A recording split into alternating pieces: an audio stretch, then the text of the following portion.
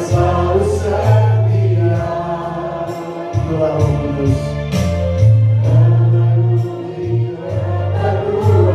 Itu janji Roh Kudus. Amin. Tak pernah dia mengecewakan. Yesus tak pernah gagal. Angkat tanganmu dan sembah Dia. Segala perkara dapat ku tanggung di dalam-Nya, di dalam-Nya yang memberikan kekuatan. Tuhan Yesus penolong dan sahabat. Tetap percaya, tetap percaya. Tuhan setia. Shalom saudara. Shalom. Apa kabarnya? Puji Tuhan, aku diberkati. Saya mau sama-sama kita salam 3S. Saudara siap? Siap. Salam 3S. Shalom, sehat, sukses. Mari kita masuk dalam hadirat Tuhan. Mari kita siapkan hati sebab Dia yang layak terima segala pujian kita.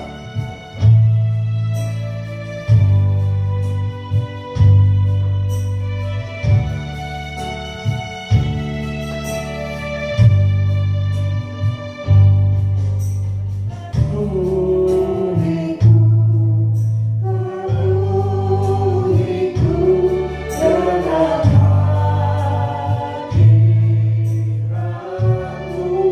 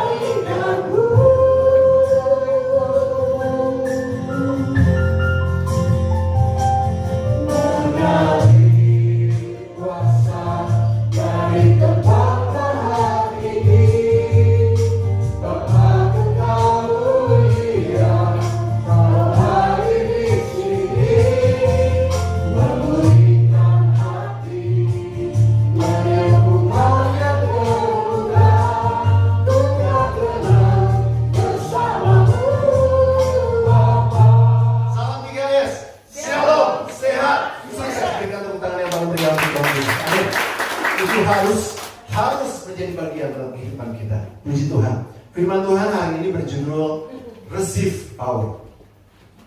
Menerima kuasa. Ya, sama-sama katakan terima kuasa. Terima kuasa. Ya, arti kuasa adalah kemampuan dari kamus besar bahasa Indonesia ya. Kemampuan atau kesanggupan, kewenangan untuk melakukan sesuatu. Contohnya ya, kalau seorang polisi dia punya kuasa untuk menangkap orang-orang yang melanggar hukum, menangkap penjahat ya. Presiden punya kuasa untuk mengatur negara ini. Bahkan presiden punya wewenang untuk mengangkat dan memberhentikan para menterinya. Betul? Ya. Demikian juga manusia. Manusia punya kuasa untuk menentukan pilihan jalan hidupnya. Ya, oleh sebab itu jangan salah pilih. Ya, itu arti kuasa. Coba bilang sama sebelahnya, jangan salah pilih. Kalau salah pilih, salah jalan, manusia bukan seperti robot yang diprogram harus jalannya ke kiri, kanan, depan, belakang, kemana gitu ya. Tidak, punya kehendak sendiri, will disebutnya. Dan itu tidak bisa dipaksakan. Kalau kita salah pilih, maka akan terjerumus. Ya, oleh sebab itu jangan salah pilih. Nah, kuasa apa yang kita harus terima? Ada dua kuasa yang Tuhan berikan buat kita, saudara, ya. Yang itu yang akan mengubahkan kehidupan kita. Yang pertama adalah kuasa untuk menjadi anak-anak Allah. Sama-sama katakan kuasa untuk menjadi anak-anak Allah. 1, 2, 3. Kuasa untuk menjadi anak-anak Allah. Loh, kok bisa? Ya, ini firman Tuhan. Kita akan baca dalam Yohanes 1 ayat 12. Yohanes 1 ayat 12, sama-sama baca. 1, 2, 3. Tetapi semua orang yang menerimanya diberinya kuasa supaya apa? Menjadi anak-anak Allah, yaitu mereka yang percaya dalam nama-Nya. Tidak semua orang menjadi anak Allah, enggak. Hanya orang yang percaya dan menerima Dia itu menjadi anak Allah. Firman Tuhan katakan, ya, kita diberikan kuasa untuk itu, kuasa untuk menjadi anak-anak Allah. Tetapi kita harus percaya dan menerima Dia. Dan ketika kita sudah percaya dan menerima Tuhan Yesus sebagai Tuhan dan Juru Selamat kita, kita menjadi anak. Saudara percaya pada Tuhan Yesus? Saudara menerima Dia sebagai Tuhan? Saudara anak Allah. Coba bilang sama sebelahnya, kamu anak Allah. Iya, ya, supaya yakin. Ya, memang saudara dan saya adalah anak dari papa mama kita, ya, betul ya. Tetapi firman Tuhan katakan bahwa kita adalah anak-anak Allah, ya. Dan ketika kita menjadi anak-anak Allah, ada sesuatu yang luar biasa, saudara. Ketika kita diberikan kuasa untuk menjadi anak-anak Allah, ada sesuatu yang luar biasa.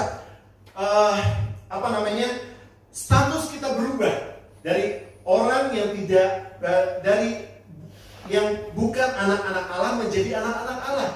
Ya, dan yang luar biasanya lagi adalah itu kita memiliki hal-hal yang luar biasa. Salah satunya adalah hak kerajaan Allah. Ketika kita menjadi anak-anak Allah, kita punya hak kerajaan Allah. Ya, kita baca ayatnya. Lukas 22 ayat 29. Lukas 22 ayat 29. Sama-sama baca 1, 2, 3. Dan aku menentukan hak kerajaan bagi saudara saya, sama seperti Bapakku menentukannya bagiku. Jadi kita punya hak kerajaan Allah. Kemudian kita juga punya akses langsung ke kerajaan Allah. Dan juga kita punya fasilitas kerajaan Allah. Kalau kita sebagai anak-anak Allah, kita punya semua itu. Kita punya hak kerajaan Allah, kita punya akses kerajaan Allah, kita punya fasilitas kerajaan Allah. Contohnya, saudara, kalau saudara zaman saya ada istilahnya konglomerat. Konglomerat itu pengusaha besar yang kaya raya, punya banyak perusahaan, ya. Nah, kalau anak konglomerat, dia pasti punya fasilitas-fasilitas. Dia punya akses langsung. Dia punya hak atas perusahaan-perusahaan daripada papahnya, betul nggak? Bahkan ahli waris, ya. Ada satu grup besar di Indonesia, Raja Properti disebutnya. Saya boleh sebutkan di sini nggak apa-apa. Sebagai contoh, itu Ciputra Group. Sekarang bukan lagi Ciputra yang mengelola, tapi udah ke level anak-anaknya, pewaris. Demikian pula saudara dan saya, kita adalah anak-anak Allah. kita punya akses langsung, kita punya hak-hak kerajaan Allah, kita punya fasilitas kerajaan Allah, dan kita adalah pewaris. Amin, saudaraku. Ya, puji Tuhan ya. Dan itu adalah hal yang sangat luar biasa ketika kita punya kuasa, kita punya kuasa untuk menjadi anak-anak Allah. Semua itu menjadi bagian kita. Amin, saudaraku. Amin. Sama-sama katakan, aku adalah anak Allah. Aku adalah anak Allah. Itu yang pertama, kuasa untuk menjadi anak-anak Allah. Yang kedua, ya, ini di momen pencurahan Roh Kudus. Yang kedua adalah kuasa dari Roh Kudus. Ya, ada kuasa dari Roh Kudus. Ya, kita baca ayatnya, Kisah Rasul 1 ayat 8. Kisah Rasul 1 ayat 8, sama-sama baca 1, 2, 3. Tetapi kamu akan menerima apa? Kuasa dari Roh Kudus. Kalau Roh Kudus turun ke atas kamu, dan kamu akan menjadi saksiku di Yerusalem dan di seluruh Yudea dan Samaria dan sampai ujung bumi. Ya. Ketika Yesus naik ke surga, ya, murid-murid Yesus berkumpul di kurang lebih ada 120 murid Yesus berkumpul di disebutnya kamar loteng Yerusalem. Ya, ketika mereka berdoa, mulai menyembah Tuhan, mereka memuji dan menyembah Tuhan, tiba-tiba seperti ada angin yang keras meniup dan mereka semua penuh dengan Roh Kudus. Ada lidah-lidah api di sana. Itu disebutnya hari di situ adalah momen Pantekosta, ya. Di situ mereka dipenuhi oleh Roh Kudus. Dan yang luar biasanya, ketika mereka dipenuhi Roh Kudus, itu membuat perubahan besar dalam kehidupan mereka, membuat perubahan besar dalam pelayanan mereka. Petrus yang pernah menyangkal Yesus 3 kali, bahkan ketika Yesus bangkit dia nggak percaya. Ya, ketika dipenuhi Roh Kudus, Petrus adalah orang yang paling berani memberitakan firman Tuhan. Ya, ada murid-murid lain juga yang pernah kecewa sama Tuhan Yesus. Ada murid-murid lain yang pernah meninggalkan Tuhan Yesus. Tetapi ketika Roh Kudus memenuhi kehidupan mereka, murid-murid ini menjadi orang-orang yang militan dalam memberitakan firman Tuhan. Jadi kuasa di dalam Kisah Rasul 1 ayat 8 ini kuasa untuk memberitakan firman Tuhan. Ya. Kalau kita lihat ya, kata-kata kuasa dalam Kisah Rasul 1 ayat 8 memakai bahasa Yunani, katanya adalah dunamis. Artinya kekuatan atau kemampuan untuk melakukan sesuatu yang diingini. Dan inilah yang membuat para murid-muridnya melakukan hal-hal yang luar biasa, melakukan hal-hal yang hebat, saudaraku. Itu karena kuasa daripada Roh Kudus, ya. Kuasa untuk bersaksi, memberitakan kabar baik, memberitakan Injil disertai tanda-tanda mujizat. Dan tanda-tanda mujizat ini adalah kuasa Roh Kudus. Jadi setiap kita orang-orang percaya, ketika kita menerima kuasa daripada Roh Kudus, kita punya tanda-tanda tersebut. Kita punya kuasa tersebut. Kita baca ya ayatnya dalam Markus 16 17 sampai 18. Markus 16 ayat 17 sampai 18 ya. Ini tanda-tanda yang menyertai orang percaya. Kita baca 1 2 3. Tanda-tanda ini akan menyertai orang-orang yang percaya. Mereka akan mengusir setan demi namaku. Mereka akan berbicara dalam bahasa-bahasa yang baru bagi mereka. Mereka akan memegang ular dan mereka akan minum racun maut. Mereka tidak akan mendapat celaka. Mereka meletakkan tangannya atas orang sakit dan orang itu akan sembuh. Ya, itu adalah kuasa dari Roh Kudus yang menyertai setiap kita orang-orang percaya. Yang pertama tadi, tanda-tanda ini akan menyertai orang percaya. Mereka akan mengusir setan-setan demi nama. Jadi kalau saudara tahu ada setan, saudara jangan dibiarin. Ya, saya suka dengar orang Kristen gini, ya itu ada setan ya di situ kayaknya di rumahnya gitu ya, di ruangan situ ada setan, tapi biarin aja deh, dia mengganggu. Namanya setan pasti mengganggu, saudara. Ya kalau saudara tahu ada setan, usir di dalam nama Yesus dan setan itu akan pergi karena kita punya kuasa dari Roh Kudus. Jangan takut, ya. Termasuk kalau saudara pergi ke satu tempat, saudara merinding gitu takut ya, itu pasti ada setan, saudara. Karena roh kita bisa merasakan itu, merinding takut ya. Ada kuasa kegelapan, pasti ada setan. Saudara usir di dalam nama Yesus. Apalagi kalau saudara ada yang karunia bisa melihat, gitu ya, bisa melihat, wah ternyata di pojokan situ tuh ada kayak monyet gitu ya. Usir saudara dalam nama Yesus. Jangan dibiarin ya. Termasuk kalau kita melihat ada orang-orang yang berbuat jahat. Orang-orang yang berbuat jahat juga ada setannya, saudara. Jangan dibiarin, diusir. Bukan orangnya diusir, tetapi setan yang menguasai orang itu di dalam nama Yesus pasti pergi, saudara.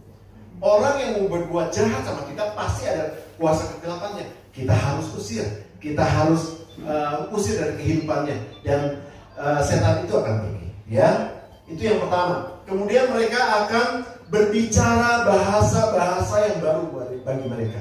Ini artinya selain berbahasa roh, ya, artinya bahasa-bahasa yang baru itu adalah bahasa-bahasa yang lama digantikan dengan yang baru. Bukan hanya bahasa roh saja. Bahasa roh itu penting, karena itu akan menguatkan kita. Firman Tuhan katakan di Kisah Para Rasul. Tetapi bahasa-bahasa yang baru itu akan membuat orang bisa melihat Yesus dalam kehidupan saudara. Ya, itu yang menyertai kehidupan kita. Bahasa yang baru, bahasa yang lama digantikan bahasa yang baru. Kalau dulu bahasanya kasar, selalu mengejokin orang, selalu ngomongin orang, tidak membangun, ngegosipin orang. Sekarang diubahkan. Kuasa Roh Kudus itu mengubahkan bahasa-bahasa lama kita menjadi bahasa yang baru. Bahasanya memotivasi orang, bahasanya sesuatu yang positif, yang membangun, yang memuliakan nama Tuhan. Itu bahasa-bahasa yang baru, ya. Dan mereka akan memegang ular, dan sekalipun mereka minum racun laut, mereka tidak akan mendapat celaka. Artinya kita sudah menang atas kuasa iblis, ya. Jadi iblis itu dikalahkan. Kalau ada orang yang mau berbuat jahat sama kita, kuasa Roh Kudus di dalam kita tuh lebih besar, saudara. Amin. Jadi jangan takut sama santet. Jangan takut sama dipelet sama orang, gitu ya. Karena area di mana kita ada Roh Kudusnya, itu iblis dikalahkan. Amin. Jadi saudara gak usah takut dengan kuasa-kuasa kegelapan. Semuanya itu sudah dikalahkan di bawah kaki Yesus. Udah dikalahkan. Ketika kita usir pun, iblis itu akan lari. Amin. Ya, saudara percaya? Pasti saudaraku pasti mengalami sekali waktu hal-hal yang mistis. Ya, ingat baik-baik. Roh di dalam kita, Roh Kudus lebih besar dari apapun juga. Amin. Dan kita gak usah takut, kita usir, maka kuasa kegelapan itu akan lari daripada kita. Ya. Dan yang terakhir adalah tanda-tandanya mereka akan meletakkan tangannya atas orang sakit dan orang itu akan sembuh. Kalau saudara tahu ada teman-teman kita yang sakit, ya. Kalau saudara tahu ada saudara kita yang sakit, saudara datang. Saudara gak usah nungguin tim pelayanan dari sini. Saudara boleh pergi ke keluarga saudara, ya. Saudara doakan, jangan cuma jenguk, tetapi belajar untuk berdoa. Belajar untuk tumpang tangan, karena Tuhan katakan ketika kita meletakkan tangan atas orang sakit, orang itu akan sembuh. Ya, ketika sakit apapun juga, tumpang tangan, orang itu akan sembuh. Itu adalah kuasa-kuasa dari Roh Kudus yang menyertai kita orang-orang percaya. Bukan hanya menyertai hamba-hamba Tuhan. Oh, nanti kalau ada KKR, oh nanti kalau ada kesembuhan ilahi, baru kita datang, pasti disembuhkan. Enggak, saudara. Di tangan kita, Tuhan sudah letakkan kuasa dari Roh Kudus untuk menyembuhkan orang-orang yang sakit. Amin. Mulai sekarang saudara praktek, ya. Karena Roh Kudus ini akan dicurahkan kepada semua orang yang mau menerima dan percaya kepada Yesus Kristus. Kita akan mendapatkan kuasa Roh Kudus itu. Dan ketika saudara praktek, percaya saudara akan melihat keajaiban Tuhan. Bukan saudara yang menyembuhkan, tapi janji Tuhan. Ketika saudara meletakkan tangan atas orang sakit, orang itu akan sembuh. Amin, saudaraku. Haleluya. Itu adalah kuasa daripada Roh Kudus yang menyertai setiap orang-orang percaya. Dan kemudian ada fungsi dari Roh Kudus. Apa fungsi daripada Roh Kudus dalam hidup kita? Ya, fungsi daripada Roh Kudus dalam hidup kita baca di dalam Yohanes 14 ayat 16, 26 dan 27. Fungsi kuasa Roh Kudus dalam kehidupan kita, ya. Oke. Minta Sony tolong bacakan. Bangkit diri, tolong bacakan. Ayo.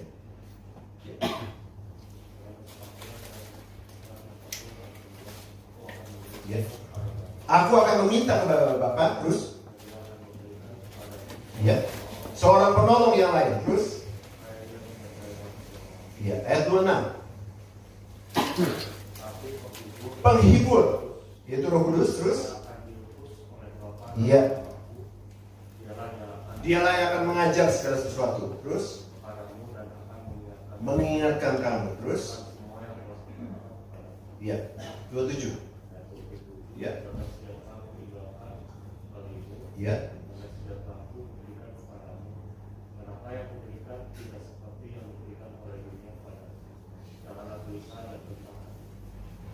Terima kasih. Puji Tuhan. Amin, saudaraku. Amin. Jadi betapa pentingnya kita punya kuasa dari Roh Kudus.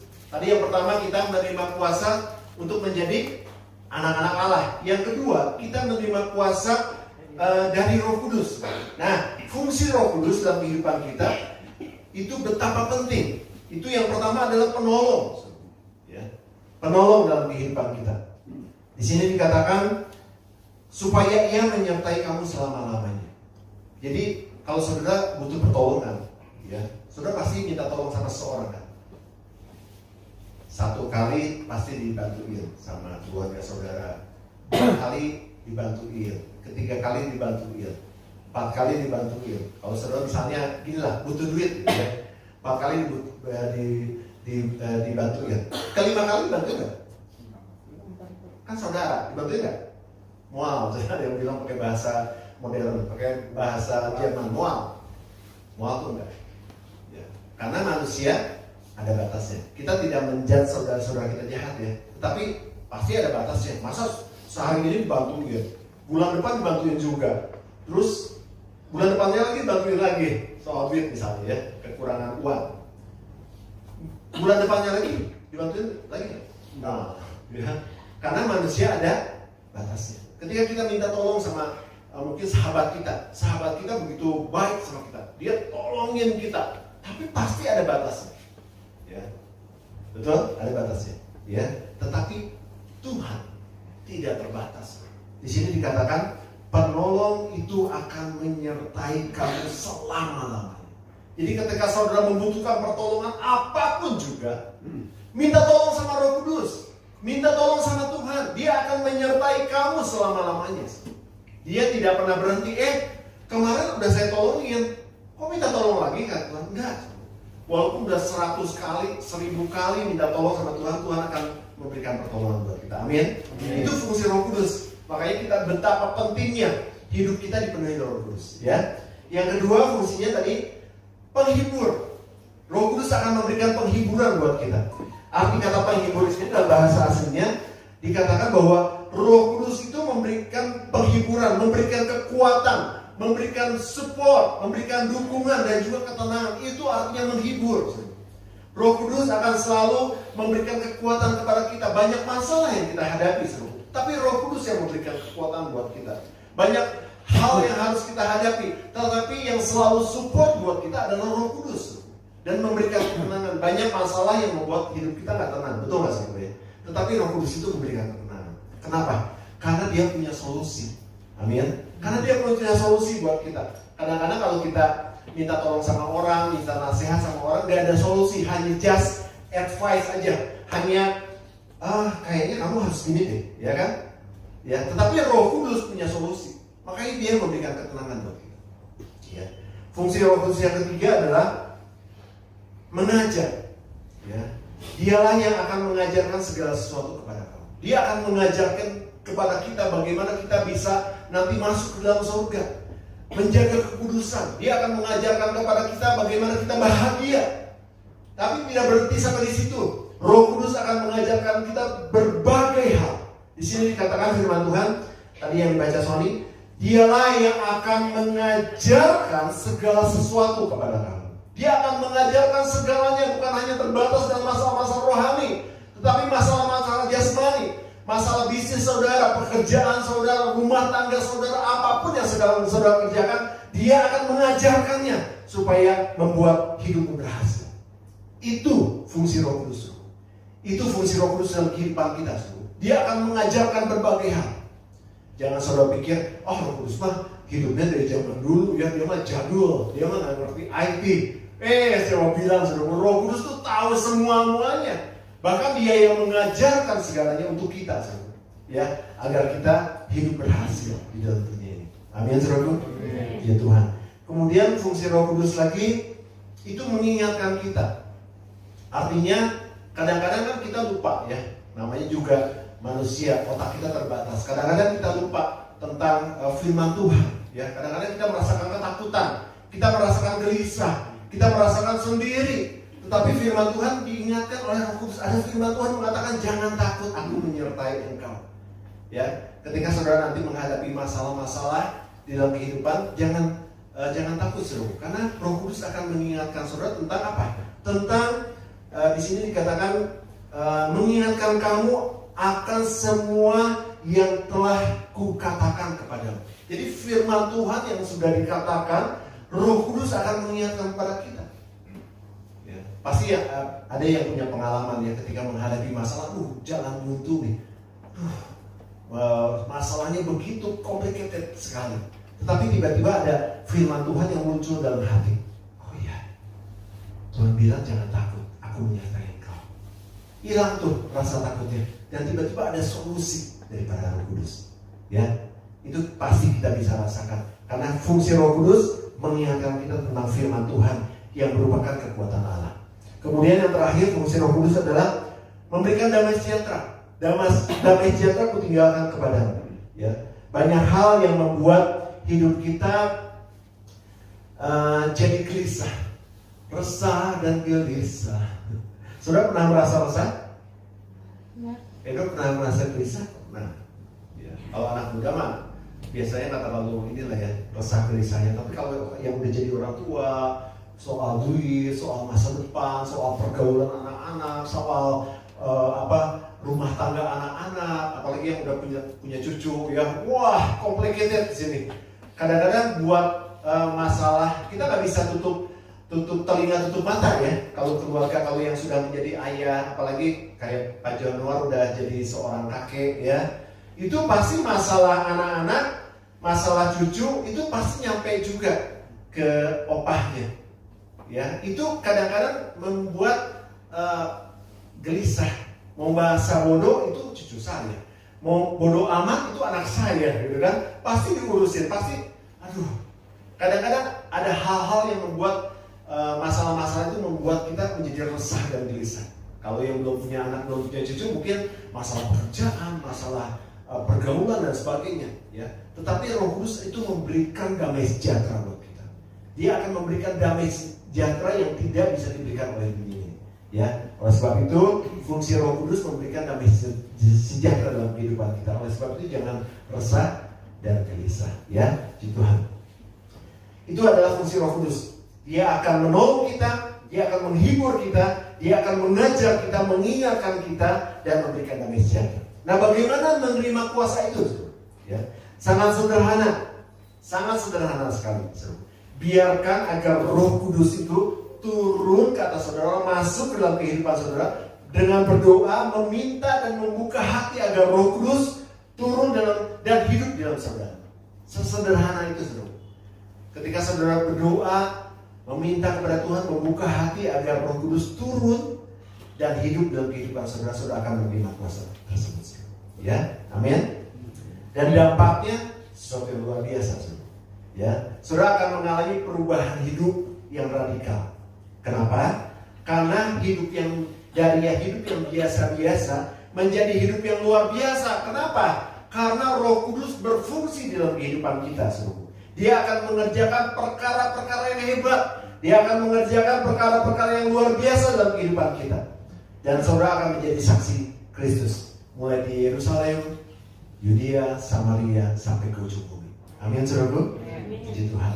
Biarlah firman Tuhan pada hari ini memberkati kita semua. Ya, terima kuasa tersebut, kuasa untuk menjadi anak-anak Allah dan kuasa dari Roh Kudus di dalam kehidupan kita. Penolong yang selalu setia, ya Roh Kudus.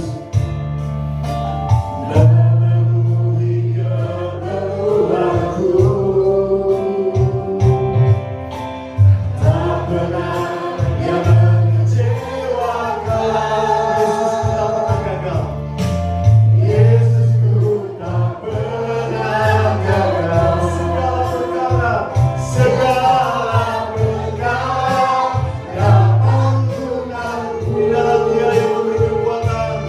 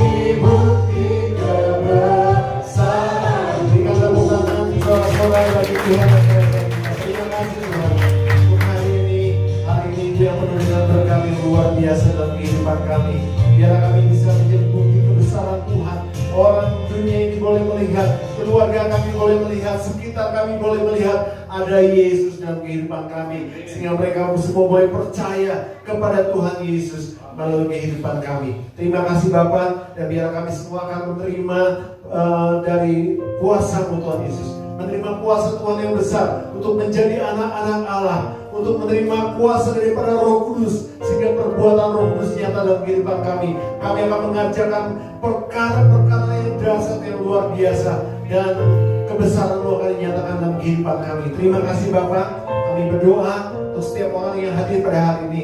Yang sakit, Tuhan akan sembuhkan dengan kuasa-Mu.